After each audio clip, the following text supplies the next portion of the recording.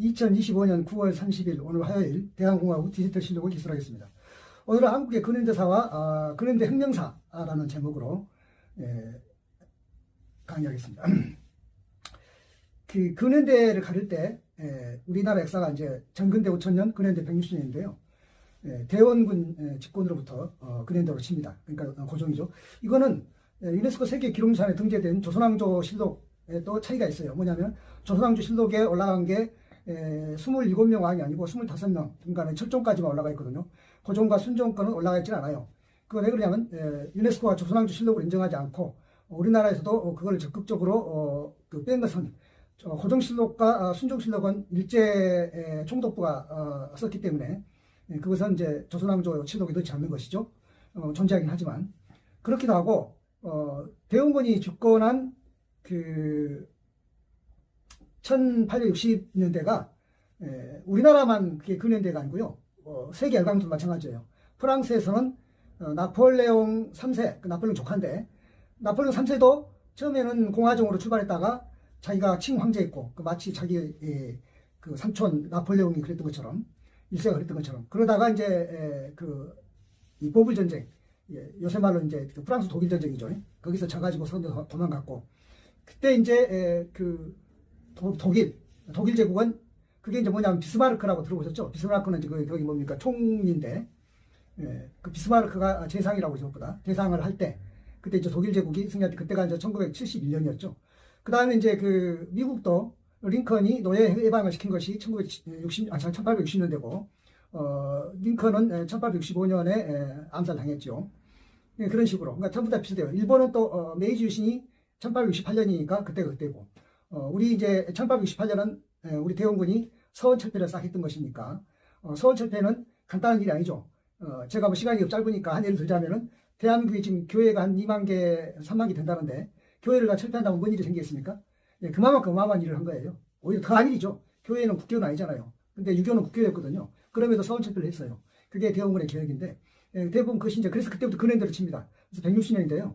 근현대로 치다 보니까 이 조선 말을 뭘로 부르냐면은 많은 사람들이 무슨 일제 강점기 경수국지로 보는데 그것이 아니고 조선 말은 언제냐면은 이 동학혁명 이듬해에 을미사변이 생기고 고종이 아간파천 러시아 공산으로 도망간 것이 조선이 망한 것이에요. 왕이 도망가서 망한 거죠.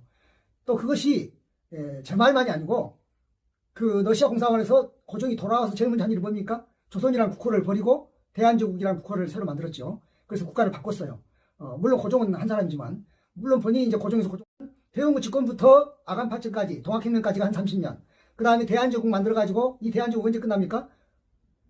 1919년 3.1운동 때 끝나죠. 그때까지 20년. 그러니까 30년, 조선말 30년, 대한제국 말은 뭐냐면 구한말이라고 그래요. 왜냐하면 대한제국이 구한국이고 대한민국이 신한국이니까. 그래서 1919년까지 20년. 그 다음에 1919년에 이제 신한국이 수립이 됐어요. 3.1운동으로 대한민국 임시정부가 수립이 되면서 이제 신한국이 된 거죠. 그걸 신한국이라고 그래요. 그 앞에 대한제국을 구한국이라고 그러고 대한민국 신한국이라고 하는데 그 신한국이 언제까지? 그러니까는 1948년 제1공화국이 세워질 때까지를 그것이 한 또 30년. 그 다음에 1918년 그리고 이제 이 동학혁명이 그러니까 조선 말을 끝내는 것이 동학혁명이었다면 그 다음에 이제 대한제국을 끝낸 것은 3.1혁명. 그 다음에 신한국 뭡니까 1919년 그건 저는 대한민국 1.0이라고 그러는데 그걸 끝낸 것은 제주 4.3인데 뭐냐면 제주 4.3은 1948년대에 분단된 나라로 세우지 말고 통일된 나라로 세웠으면 좋겠다. 그래가지고 그게 이제 4.3이 일어난 건데 그걸 이제 미군정이 진압하고 그리고 이제 대한민국이 남한만의 대한민국이 이제 수립이 된 거죠. 그게 1948년인데 그래가지고 그것이 제1공화국 이승만, 제1공화국 장면, 제3공화국 박정희, 제4공화국 유신, 제5공화국 전두환 이런 식으로 쭉 해가지고 1987년까지 40년. 그러니까 1948년에서 1980년 40년 동안 그걸 저는 대한민국 2.0이라고 해요.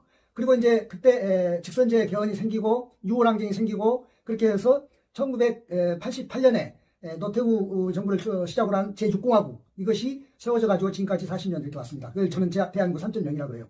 여기 혁명이 각각 이제 있어요. 처음에 조선말 30년의 혁명이 동학혁명, 그 다음에 구한말 혁명이 3.1혁명, 그 다음에 대한민국 1.0 마지막에 제주 4.3, 그 다음에 그 대한민국 2.0에서 4.19가 있고 5.18이 있고 6월 항쟁이 있고 그걸 해가지고 끝나고 그 다음에 대한민국 그 3.0 1988 6공화국 체제가 출발해가지고 촛불혁명, 비체혁명 이렇게 해서 혁명이 쭉 있는데 거기서 지금 유네스코에 등재된 것이 동학혁명, 제주 4.3, 그 다음에 이제 5.18, 4.19, 5.18 이렇게 4개가 등재가 됐고 등재가 안 된 게 3.1혁명, 그 다음에 6월 항쟁, 그리고 이제 뭐 촛불혁명, 뭡니까 비체혁명은 아직 시간도 안 됐으니까요. 근데 3.1혁명은 등재를 특히 안 했는데 그거 해야 됩니다. 내년에 우리나라에서 유네스코 총회가 있다 그러니까 내년에 꼭 해야 되는데 이 3.1혁명이 등재가 안 된 것은 이 3.1혁명이 이 세력들이 좀 흐지부지 된 감이 있어가지고 누가 주도적으로 나서지 않는 것이 하나 있고 그 다음에 3.1혁명을 단순히 항일혁명으로만 생각하는 그렇게 하는 것이 이제 그러면 안 되고 왜냐하면